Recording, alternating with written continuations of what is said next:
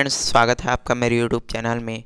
तो आज जो है हम पढ़ने वाले हैं भारत एक सामान्य परिचय का पार्ट 2 और पार्ट फर्स्ट का जो वीडियो है मैंने पहले भी बना दिया है। तो यदि आपने वो वीडियो नहीं देखा है तो इस वीडियो को देखने से पहले उस वीडियो को देखना बहुत ज़रूरी है, तभी आपको अच्छे से समझ आएगा। तो आज हम पढ़ने वाले हैं हिमालय पर्वत की उत्पत्ति के बारे में, जो कि बहुत बड़ा क्या है टॉपिक है। तो चलिए वीडियो शुरू करते हैं। चैनल को सब्सक्राइब कीजिए और अपने मित्रों के साथ ज़रूर इसको शेयर कीजिएगा। तो बहुत बढ़िया टॉपिक है आज का हमारा हिमालय पर्वत की उत्पत्ति के बारे में। तो चलिए शुरू करते हैं वीडियो ज़्यादा देर नहीं करते हुए। तो भारतीय उपमहाद्वीप का प्राकृतिक स्वरूप, तो इसके बारे में हम जो है आज पढ़ने वाले हैं। तो पिछली कक्षा में हमने भारत के प्राकृतिक विभागों के बारे में पढ़ा था तथा यह भी समझा था कि प्राकृतिक और सांस्कृतिक दृष्टि से भारतीय उपमहाद्वीप एशिया महाद्वीप का एक विशिष्ट भूभाग है। तो पिछले जो पार्ट है पार्ट फर्स्ट, उसमें हमने देखा था कि किस प्रकार से जो मानव था वो अफ्रीका से निकल करके हमारे भारतीय उपमहाद्वीप में आया और यहीं पर जो है नदियों के किनारे उसने बसाहट जो है प्रारंभ कर दिया। और यह जो भारत है वो विविधताओं से भरा हुआ देश है और भारतीय उपमहाद्वीप जो है पूरे एशिया महाद्वीप का क्या था, एक विशिष्ट भूभाग है, एक विशिष्ट भूभाग है। सॉरी, मैंने था बोल दिया था उसके लिए। तो जो हमारा भारतीय उपमहाद्वीप है वह पूरे एशिया महाद्वीप का क्या है, एक विशिष्ट भूभाग है। प्राकृतिक और सांस्कृतिक दृष्टि से देखा जाए तो ये जो है पूरे विविधताओं से भी भरा हुआ क्या है, हमारा देश है, प्राकृतिक दृष्टि से भी और साथ ही साथ सांस्कृतिक दृष्टि से भी। तो इन्हीं सब बातों की चर्चा जो है हम इस वीडियो में करने वाले हैं और साथ ही साथ वीडियो जो है बहुत मज़ेदार और बहुत इंटरेस्टिंग होने वाला है और आपका जो ज्ञान है वो इस वीडियो को देखने के बाद जो है बहुत अच्छे तरीके से बढ़ने वाला है। तो वीडियो को ज़्यादा से ज़्यादा जो है लाइक कीजिएगा और ज़्यादा से ज़्यादा जो है सब्सक्राइब कीजिएगा। लेकिन क्या इस उपमहाद्वीप का जो धरातली जो स्वरूप है वो एक समान है? तो बिल्कुल नहीं है। जो हमारा भारतीय उपमहाद्वीप है उसका जो धरातली स्वरूप है बिल्कुल भी एक समान नहीं है। कहीं कहीं पर आपको ऊंचे ऊंचे पर्वत श्रृंखला देखने को मिलेगा, कहीं कहीं पर आपको समुद्र तटीय मैदान जो है देखने को मिलेगा, कहीं कहीं पर आपको जो है मैदान देखने को मिलेगा, तो कहीं कहीं पर जो है कई किलोमीटर फैले रेगिस्तान आपको देखने को मिल जाएगा। तो इससे क्या पता चलता है कि ये जो हमारा भारतीय उपमहाद्वीप है उसका जो धरातली स्वरूप है बिल्कुल भी एक समान नहीं है। और इस पार्ट में हम जो है भारतीय उपमहाद्वीप की भौगोलिक और धरातली बनावट में विभिन्नता और विशेषता पर चर्चा करेंगे। तो इसमें हम क्या पढ़ने वाले हैं कि जितना भी हमारा भारतीय उपमहाद्वीप है उसके भौगोलिक और उसके जो धरातली बनावट है उसकी विभिन्नताओं और उसकी विशेषताओं की क्या करेंगे, हम चर्चा करेंगे, इसका अध्ययन जो है करेंगे। और इसके साथ साथ इसकी उत्पत्ति और उन भौतिक मानवीय संबंधों की जानकारी भी हासिल करेंगे जिसके कारण वर्तमान भौगोलिक और पर्यावरण परिदृश्य का क्या हुआ है, निर्माण हुआ है। तो चर्चा पढ़ने के साथ साथ हम क्या करेंगे कि किस तरह से इन सभी चीज़ों की जो है क्या हुई है, उत्पत्ति हुई है और ये जो है भौतिक और मानवीय संबंध में क्या जानकारी जो है इकट्ठा करता है, बताता है हमको। तो इन सभी चीज़ों की जो जानकारी है वो यहाँ से हम हासिल करेंगे। वर्तमान भौगोलिक और पर्यावरण परिदृश्य का क्या हुआ है, निर्माण भी हुआ है और इसी के कारण से जो है क्या हुआ है कि जो हमारा वर्तमान जो भौगोलिक जो क्षेत्र है और जो पर्यावरणीय जो परिदृश्य है उसका भी क्या हुआ है, निर्माण हुआ है। हमारे लिए यह भी जानना आवश्यक है कि अलग अलग भौगोलिक परिवेश में मनुष्य ने अपनी आजीविका और आवश्यकताओं की पूर्ति होती प्राकृतिक संसाधनों का किस प्रकार से क्या किया है, उपयोग किया है। सभी लोग जानते हैं कि प्राकृतिक संसाधन का उपयोग जो है मनुष्य अपनी आजीविका और अपनी आवश्यकताओं को पूर्ति के लिए किया है। तो हम इसकी भी चर्चा करेंगे कि किस प्रकार से जो है मनुष्य ने इसका क्या किया, अपने उपयोग किया और क्या ये जो है प्राकृतिक संपदाओं से जो है अपना जो आजीविका है वो चलाते हैं। तो इन सभी चीज़ों की चर्चा भी हम इस पाठ में करने वाले हैं। तो वीडियो जो है तो बहुत सारी चीज़ों की चर्चा हम जो है इसमें करने वाले हैं। उदाहरण की यदि हम बात करें तो हमने इतना पढ़ लिया, अब यदि आपको समझ में नहीं आया होगा तो इस उदाहरण के द्वारा आप अच्छे से समझ जाएंगे कि सिंधु गंगा ब्रह्मपुत्र का जो मैदानी जो क्षेत्र है वहाँ में रहने वाले लोगों का जो जनजीवन है मुख्यतः किस पर आधारित है, कृषि पर आधारित है। अब भैया वो जो है नदियों के किनारे जो मैदान का निर्माण होता है वहाँ पर जो लोग हैं उस वहाँ पर बसते हैं और बहुत अधिक जो लोग हैं वो इसी मैदान के किनारे बसते हैं और या इसी कारण से वहाँ पर जो जनसंख्या है वो भी क्या होती है, अधिक होती है। और इनका जो मुख्य व्यवसाय है क्या होता है, कृषि होता है। क्यों? क्योंकि जो मैदानी क्षेत्र है, मैदानी क्षेत्र होने के कारण इनको जो है नदियों से लगातार जो है पानी मिलता रहता है। तो इनका जो मुख्य व्यवसाय क्या हो जाता है, कृषि हो जाता है। अब यदि हम छोटा नागपुर का जो पठारी प्रदेश है वहाँ के लोगों की बात करें तो उनका जो कृषि के अलावा वहाँ वो जो है वन उत्पादन और खनन, साथ ही साथ ये जो है उद्योगों पर भी क्या होते हैं, अपनी आजीविका चलाते हैं। हमने पहले क्या किसकी बात की, हमने पहले बात की नदियों के किनारे बसे लोगों के जनजीवन के बारे में। अब यदि हम पठारी क्षेत्र की तरफ ध्यान दें तो वहाँ के लोग जो है कृषि तो करते ही हैं, साथ ही साथ जो है खनन खनन होता है वहाँ पर, किसका, जितना भी संसाधन है उसका, और उद्योग धंधों पर ये जो है अपना जो जीवन है वो निर्वाह करते हैं।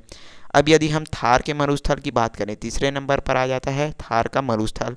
तो थार के मरुस्थल की यदि हम बात करें और उत्तरी उत्तरी जो पर्वतीय इलाका है वहाँ पर रहने वाले समुदाय का जो मुख्य व्यवसाय क्या होता है, पशुचारण होता है। पशुचारण करके जो है अपनी आजीविका चलाते हैं।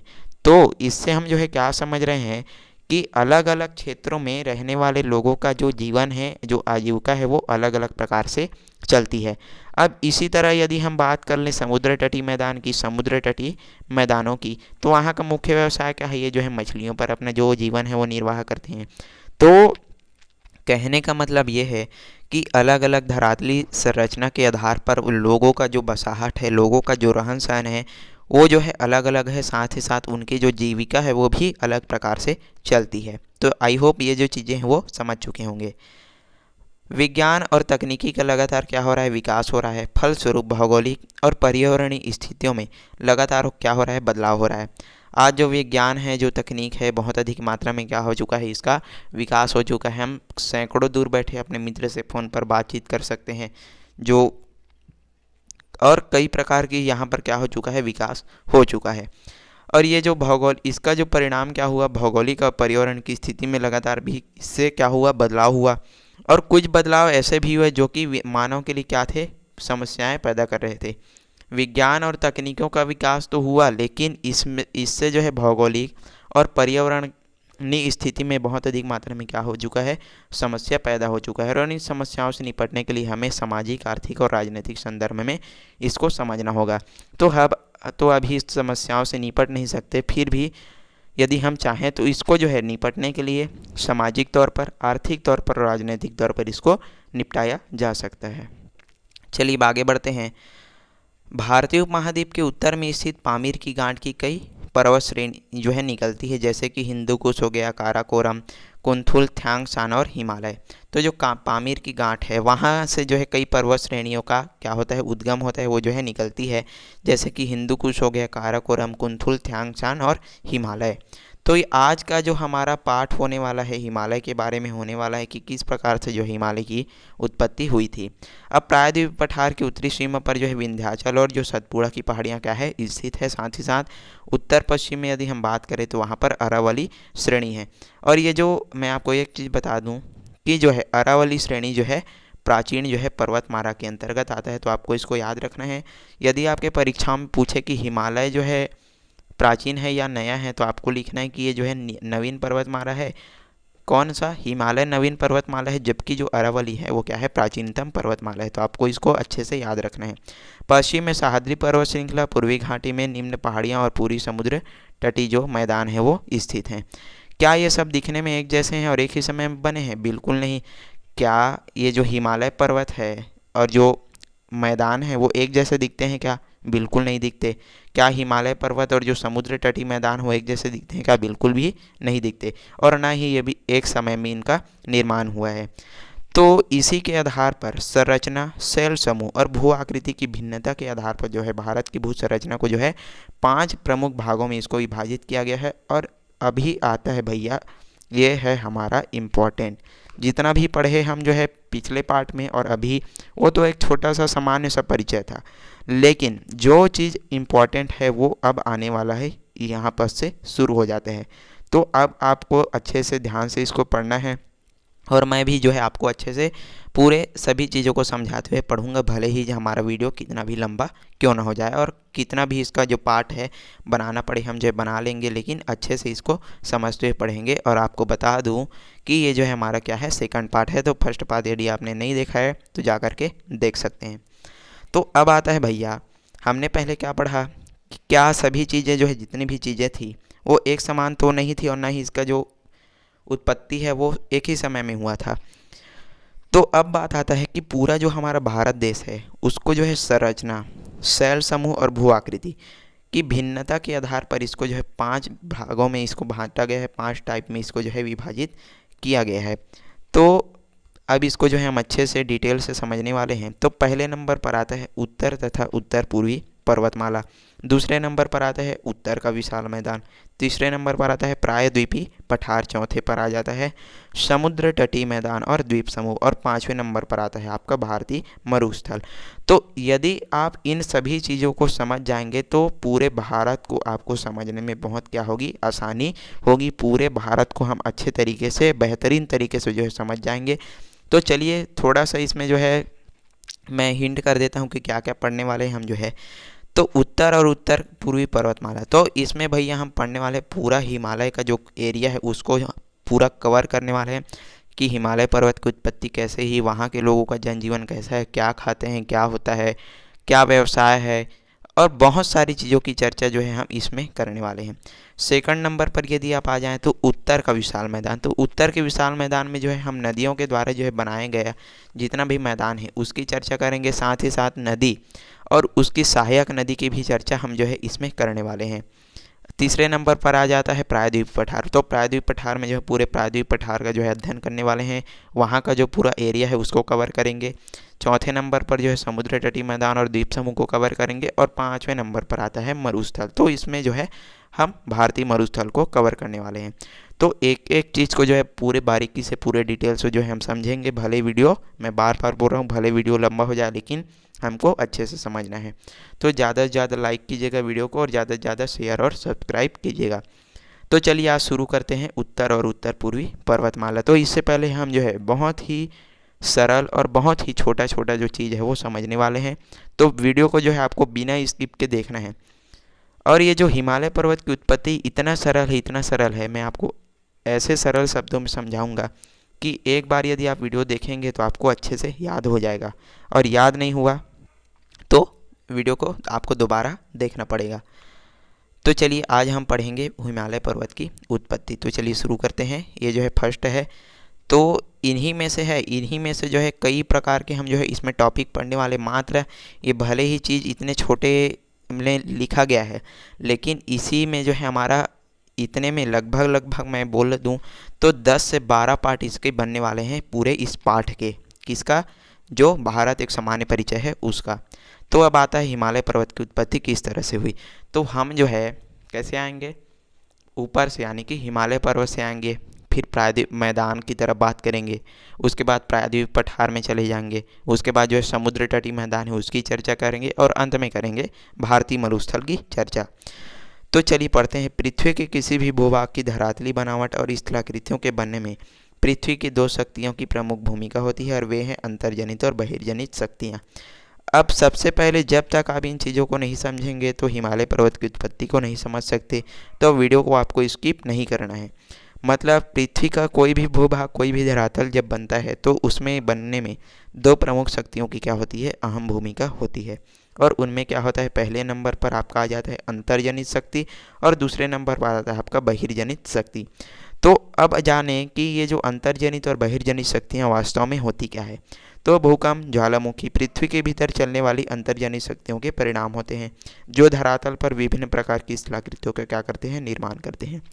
जब भी कोई भूकंप आता है, ज्वालामुखी विस्फोट होता है, तो उससे ये जो है पृथ्वी के क्या चलती है, भीतर में चलती है, बाहर तो ये जो है नहीं चलती। क्या आसमान से ज्वालामुखी थोड़ी फटेगा। तो ये जो है पृथ्वी के भीतर चलने वाली क्या होती है, अंतर्जनित शक्तियों का ही परिणाम होता है। नाम से ये जो है स्पष्ट है, अंतर्जनित यानी कि अंदर चलने वाली शक्ति या बल, और बहिर्जनित यानी कि बाहर चलने वाली शक्ति या बल। तो ये जो बहुत आसान है, बहुत आसान है, तो आपको इसको करना ही है। तो जब भी भूकंप आता है, ज्वालामुखी आता है, तो पृथ्वी पर जो है अनेक प्रकार की स्थलाकृतियाँ, अनेक प्रकार की जो धरातली जो बनावट है वो बन जाती है। तो ये सभी चीज़ें जो है अंतर्जनित शक्तियों का ही क्या होता है, परिणाम होता है। अब बात करें बहिर्जनित बल का, यानी कि बहिर्जनित शक्ति की, तो ये जो है क्या होता है कि धरातल पर वायु, वर्षा, हिम, जल तथा तापमान की जो क्रियाएं हैं वो सतत चलती रहती है, जो धरातल पर स्थलाकृतियों का निर्माण में लगातार क्या करती है, परिवर्तन लाती है। इन्हें बहिर्जनित बल कहते हैं। तो अब बात आता है भैया बहिर्जनित बल क्या होता है।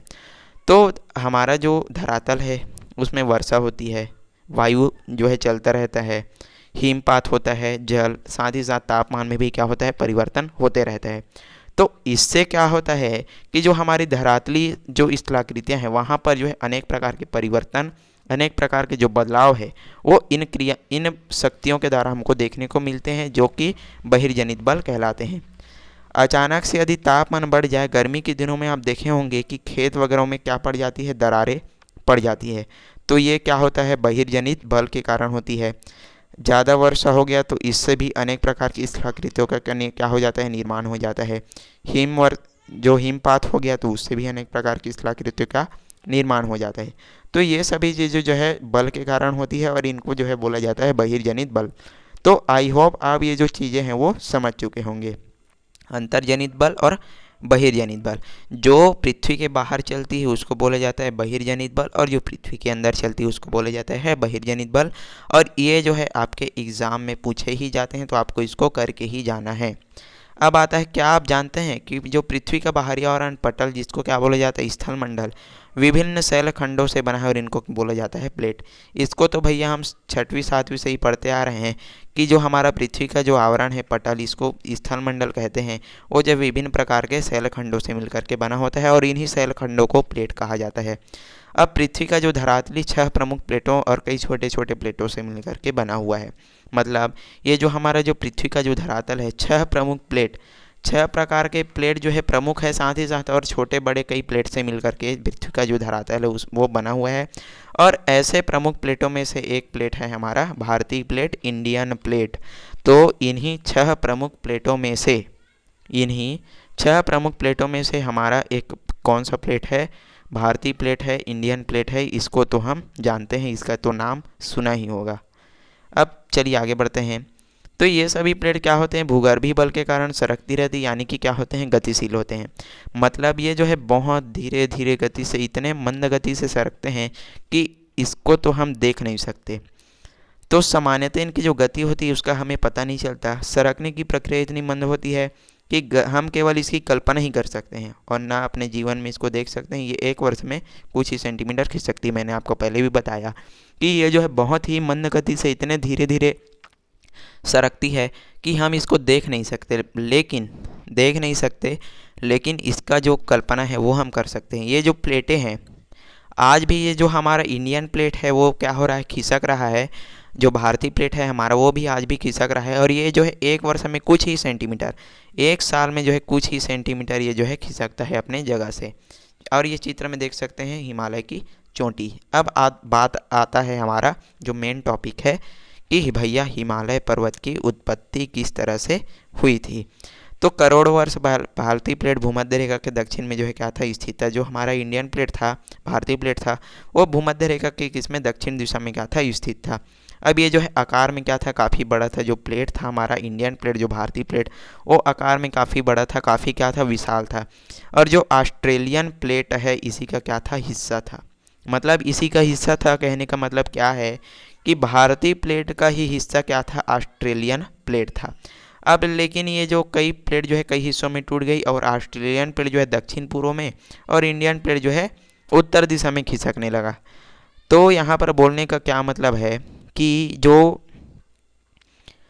प्लेट है भारतीय प्लेट, वो जो है कई हिस्सों में टूट गया। टूटा कैसे, ये जो है खिसकता है अपने जगह से, गतिशील है, हमने पहले पढ़ा।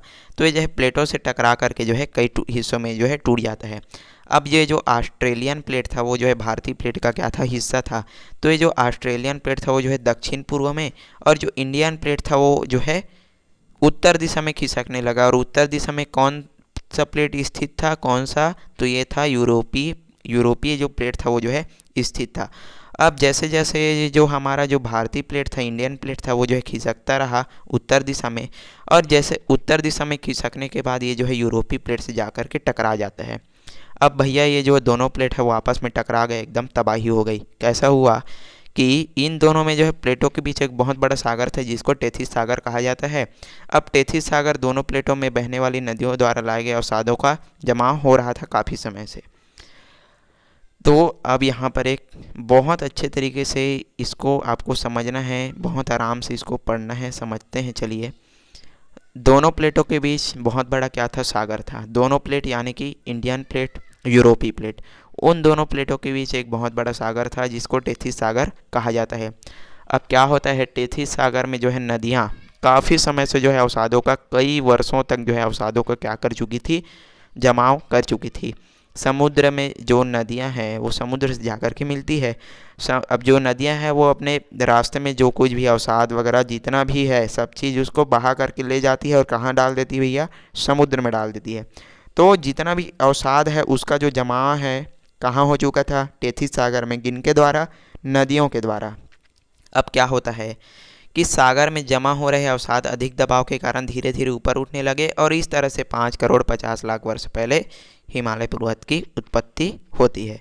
तो इस तरह से हुआ था भैया आज हमारा हिमालय पर्वत की उत्पत्ति। इसको हम जो है बहुत अच्छे तरीके से अभी उदाहरण के तौर पर पढ़ेंगे। अभी 1 2 3 लाइन और बचे, उसको पढ़ लेते हैं उसके बाद। तो इस तरह से आपको डेट भी याद रखना है, 5 करोड़ 50 लाख वर्ष पहले। अब इसी कारण कहा जाता है कि हिमालय पर्वतमाला नवीन है जबकि अरावली प्राचीन पर्वतमाला है। सब वीडियो के पहले में मैंने बता दिया था कि यदि आपके एग्ज़ाम में पूछा जाए कि हिमालय पर्वतमाला नवीन है या प्राचीन, तो आपको लिखना है नवीन, जबकि अरावली क्या है, प्राचीन। अब आज जिस स्थान पर हिमालय खड़ा वहाँ करोड़ों साल पहले सागर की लहरें उड़ती थी। हमने बोल दिया, क्या बोल दिया, कि आज जो है जिस स्थान पर हिमालय खड़ा है वहाँ क्या था, पहले टेथिस सागर था। अब आप बोलोगे कि भैया इसको जो है प्रूव करो, तो चलिए अभी कर देते हैं प्रूव। तो इस तथ्य का प्रमाण यह है कि हिमालय पर्वत की कुछ चट्टानों में आज भी समुद्री जीवों के जीवाश्म मिलते हैं। इंडियन प्लेट का खिसकना आज भी जारी है। तो जो हमारा इंडियन प्लेट है आज भी खिसक रहा है। और हमने पहले क्या पढ़ा कि हिमालय पर्वत जहाँ आज खड़ा है वहाँ करोड़ों साल पहले सागर की लहरें उड़ती थी। तो इस बात का प्रमाण इससे पता चलता है कि वहाँ की जो चट्टानें, हिमालय पर्वत की जितनी भी चट्टानें हैं, चित्र देख सकते हैं, मतलब मेरा बनाया हुआ चित्र बहुत बढ़िया नहीं रहता। तो जितने भी यहाँ पर चट्टानें हैं वहाँ पर क्या है कि आज भी समुद्री जीवों के जीवाश्म मिलते हैं। इससे पता चलता है कि यहाँ पर क्या था, टेथिस सागर था। यहाँ पर थोड़ा बढ़िया जगह है तो इसमें समझाने का प्रयास करता हूँ। ये था इंडियन प्लेट और इधर क्या था, यूरोपी प्लेट। अब बीच में क्या था, टेथिस सागर। अब भैया टेथिस सागर में जितना भी नदियाँ थी वो जो है अपना अवसाद, इसको अवसाद बना देते हैं। चलिए इधर इधर ये जो सांप जैसा है वो क्या है, अवसाद है, और ये जो है लहर मतलब सागर समझ लीजिएगा। और ये हमारा इंडियन प्लेट, ये है यूरोपी प्लेट। अब ये जो इंडियन प्लेट है किससे जा कर के टकराया था, यूरोपी प्लेट से। अब ये चलो इसको टकरा देते हैं किससे, इधर यूरोपी प्लेट से। अब ये जो टकराएगा बीच में क्या है, सागर है। तो इसका जो पानी है वो तो बाहर निकलेगा। अब पानी पूरा क्या हो जाता है, बाहर निकल जाता है। चलिए अब पुनः समझते हैं, पानी क्या हो गया, बाहर निकल गया। ये था इंडियन प्लेट, ये सागर हो गया, और ये था यूरोपी प्लेट। अब जैसे ही ये जो इंडियन प्लेट है इससे जा कर के टकराता है, पानी जो है बाहर निकल जाता है। हमने पहले पढ़ा, आपको याद करो, कि इसमें जितना भी नदियाँ थी वो जो है काफ़ी समय से अवसादों का क्या कर चुकी थी, इस सागर में जमाव कर चुकी थी। पानी पूरा बाहर निकल गया और जितना भी अवसाद था, अब यहाँ पर क्या हुआ, दबाव हुआ। तो भैया दबाव होगा जैसे, मतलब किस प्रकार से समझें, हाँ चलिए इसको पहले समझ लेते हैं उसके बाद समझेंगे। अब दबाव हुआ, ये प्लेट जो है इधर आकर के टकरा गई। अब दबाव हुआ तो ये जो है कुछ इस तरह से जो है उठने लगी, और इसी तरह से क्या हुआ, हिमालय पर्वत की उत्पत्ति होती है। तो ये जो चीज़ें थी मैंने आपको इस तरह से चित्र के द्वारा समझाया। तो आई होप ये जो चीज़ें हैं समझ चुके होंगे। दूसरा एग्जाम्पल देखते हैं। हमारे घरों में क्या होती है, चटाई होती है। इसका एक सिरा आप पकड़ो, इसका दूसरा सिरा आपका भाई बहन जो भी हो पकड़ेगा। एक सिरे को आप क्या मानोगे, इंडियन प्लेट, और दूसरे सिरे को यूरोपी प्लेट। अब इधर आप इधर इसको एक सिरे को पकड़ कर पास जाओगे और आपका भाई या बहन एक सिरे को पकड़ करके आपके पास आएगा। तो ये जो हमारा चटाई है कुछ इस प्रकार से हो जाएगा, ये बीच में ऐसा उठा हुआ हो जाएगा कि नहीं हो जाएगा, बिल्कुल हो जाएगा। तो भैया इसी तरह से जो है हिमालय पर्वत की उत्पत्ति हुई थी।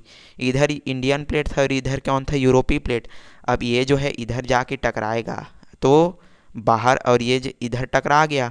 अब ये जो है इससे पूरा टकरा गया यूरोपी प्लेट से, तो पानी तो बाहर निकल गया, लेकिन जो अवसाद था वो जो है ऊपर उठने लगा और कुछ इस तरह की आकृति में जो है ऊपर उठा था। और इसी के कारण जो है इसी तरह से हिमालय पर्वत की उत्पत्ति हुई थी 5 करोड़ 50 लाख वर्ष पहले। तो ये था आज का हमारा टॉपिक, हिमालय पर्वत की उत्पत्ति। और आई होप आपको वीडियो जो है पूरी तरीके से अच्छे तरीके से जो है पसंद, मतलब समझ आ चुका होगा।